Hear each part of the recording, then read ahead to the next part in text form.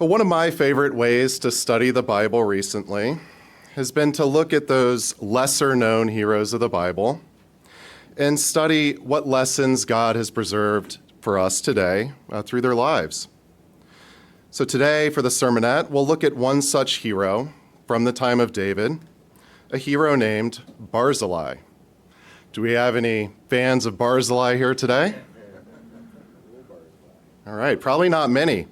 But King David thought so highly of Barzillai that on his deathbed, he gave Solomon one final instruction concerning Barzillai's family.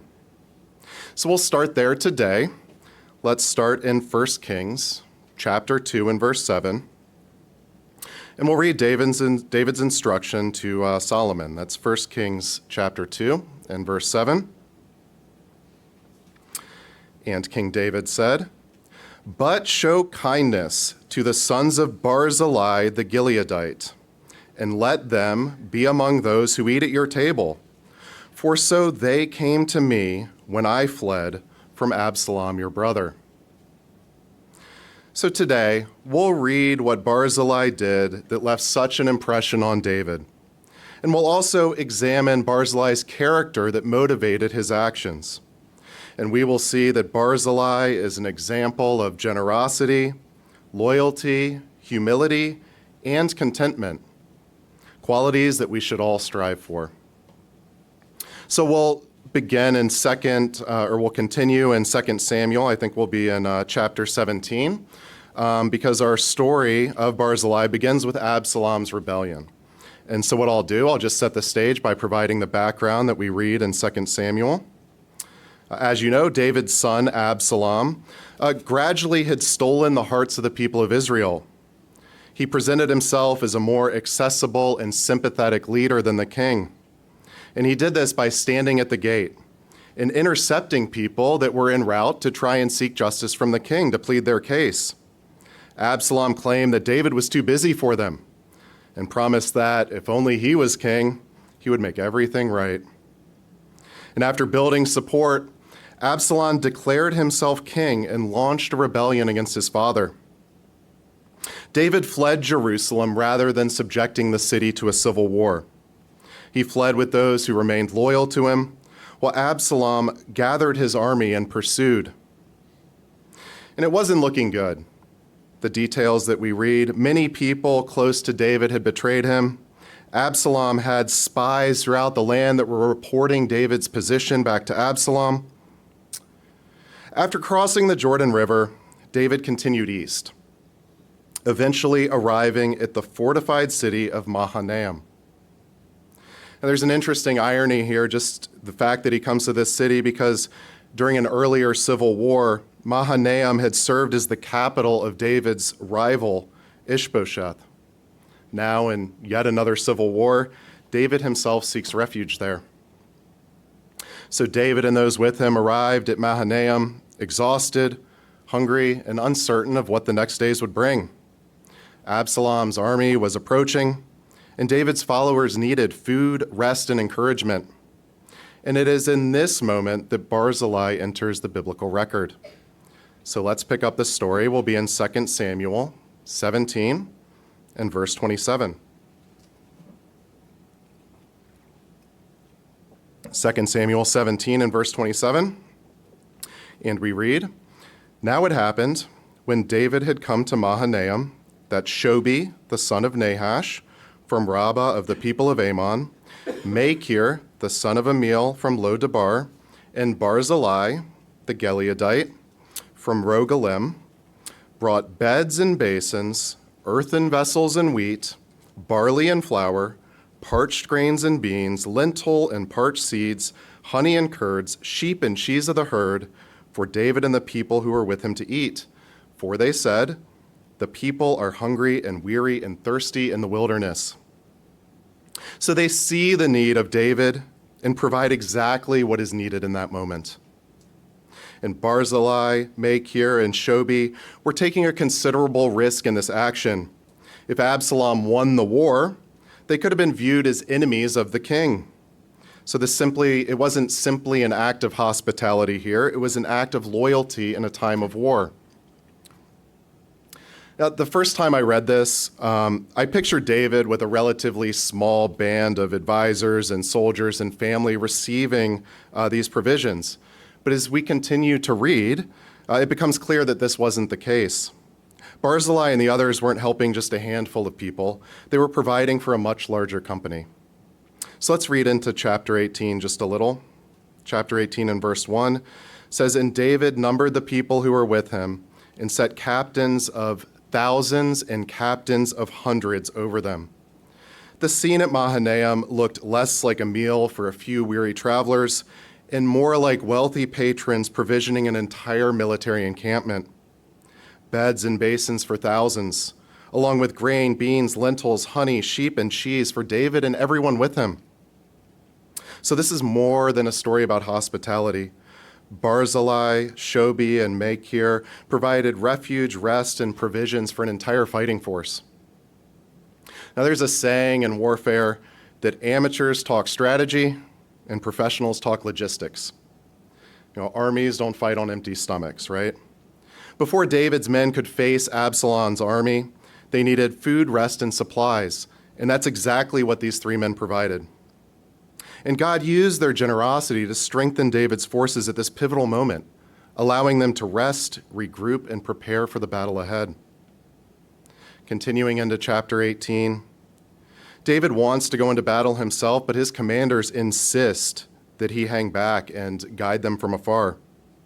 So the army goes out in verse 6 to fight in the woods of Ephraim, and we read in verse 7, "The people of Israel," and that's Absalom and his forces, "were overthrown there before the servants of David, and a great slaughter of 20,000 took place there that day." For all the build-up throughout 2 Samuel, the rebellion is over just like that. Absalom falls shortly after. It's hard to overstate the importance of what happened at Mahanaim. A weary army limped into the city. They emerged rested, fed, and equipped, and marched to a decisive victory. You could say that that was the turning point of the war. So in this account, Barzillai is a sterling example of loyalty and generosity. Barzillai leveraged the vast wealth and resources that God had blessed him with over a lifetime to support King David in his greatest hour of need. And while this chapter shows what Barzillai did, we have another chapter that features him, one that really reveals Barzillai's heart. So let's go there next. Let's turn to chapter 19, where David tries to repay Barzillai for what he did at Mahanaim. We'll turn to chapter 19 and verse 31. 2 Samuel 19, verse 31, it says, "And Barzillai the Gileadite came down from Rogelim and went across the Jordan with the king to escort him across the Jordan." It says, "Now Barzillai was a very aged man, 80 years old, and he had provided the king with supplies while he stayed at Mahanaim, for he was a very rich man. And the king said to Barzillai, 'Come across with me, and I will provide for you while you are with me in Jerusalem.'" So David isn't just thanking Barzillai, he's inviting him to live in Jerusalem under the king's personal care. This is an invitation into the king's household, a position of honor and security and power and influence. Many people would have just seen this as the reward that they had coming. If you back a political entity when they get into the office, then you reap the rewards, right? But not Barzillai. And he answers David with both humility and humor here. In verse 34, it says, "But Barzillai said to the king, 'How long have I to live that I should go up with the king to Jerusalem? I am today 80 years old. Can I discern between the good and the bad? Can your servant taste what I eat or what I drink? Can I any longer hear the voice of singing men and singing women?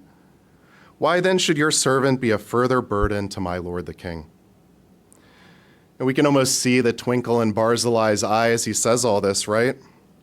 The man who helped David by providing material wealth and resources says he's too old to enjoy the material blessings that David's trying to repay him with. Human nature is to cling to influence, recognition, and positions of power as long as we possibly can. But Barzillai demonstrates contentment. And rather than accepting David's reward for himself, he asks for it to be paid forward. In verse 36, it says, "Your servant will go a little way across the Jordan with the king, and why should the king repay me with such a reward? Please let your servant turn back again, that I may die within my own city, near the grave of my father and my mother. But here is your servant Chimham." Now Chimham was apparently a younger relative of Barzillai. Barzillai says, let Chimham cross over with the Lord my king, and do for him whatever seems good to you. And the king answered, "Chimham shall cross over with me, and I will do for him what seems good to you. Now whatever you request of me, I will do for you." Then all the people went over the Jordan, and when the king had crossed over, the king kissed Barzillai and blessed him, and Barzillai returned to his own place. Now our actions flow from our heart, the Bible tells us, and I think this passage in particular reveals Barzillai's heart and why he acted so generously to David and Mahanaim. So as we conclude, let's consider 3 lessons that we can learn from Barzillai. The first is that Barzillai served without expecting a reward. His service wasn't transactional or opportunistic. He supported David because it was the right thing to do, not because he expected anything in return. The second point is that Barzillai was content with God's blessings. Barzillai gave generously out of what God had provided to him. At 80 years old, he wasn't chasing greater influence, recognition, or comfort. He understood the season of life that God had given him and was content to finish his life well in his hometown. And finally, Barzillai cared about the next generation. When David tried to reward him, Barzillai wasn't thinking of himself. Instead, he asked that the blessings may be given to Chimham. Barzillai reminds us that part of finishing well is investing in those who come after us and creating opportunities for them to serve God faithfully. Well, Barzillai is one of the lesser celebrated heroes of the Bible, but his example is worth remembering and emulating. Barzillai's life was marked by generosity, loyalty, humility, contentment, and care for future generations. May we strive to develop these same qualities, serving God and others with the same quiet faithfulness that marked Barzillai's life.